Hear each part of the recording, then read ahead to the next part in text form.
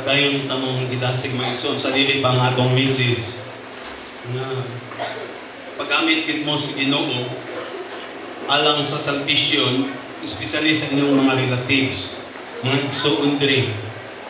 Kay lahi gid ang atong sitwasyon karon, suginlan kamo. Lahi gyud ang atong kapanahonan karon.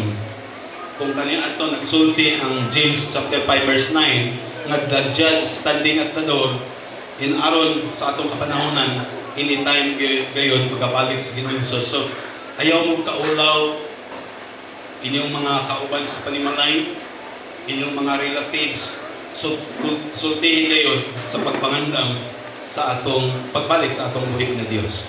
So ako tamang gidasig, billions of God alang sa salvation sa uban. Kanang ayaw mo kaulaw kung sa ganito'y makapadil sa atong life as Christian, nga na kay kahigayonan nga musulti, naghilom-hilom ka.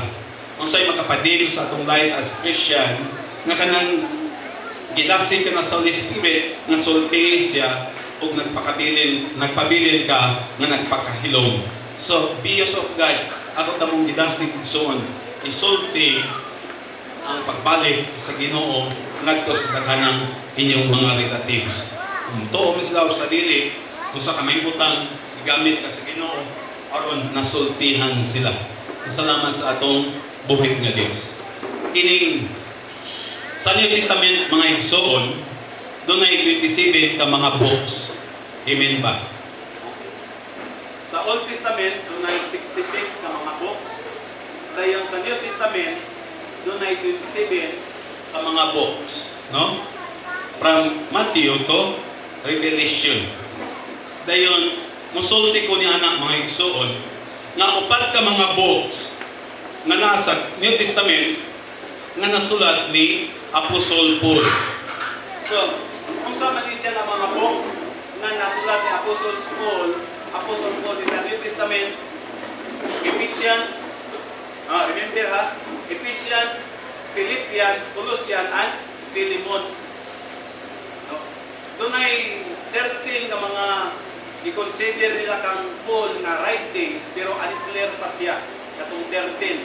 Pero ang clear na gisulat ni Paul in the New Testament, ang Ephesians, Philippians, Colossians, and Philemon. O, mangutana ko sa inyo mga kaigsuunan, kanos aniyan ni gisulat? Kining upat ka books, Ephesians, Philippians, Colossians, and Philemon, kanos ani siya iyang isulat?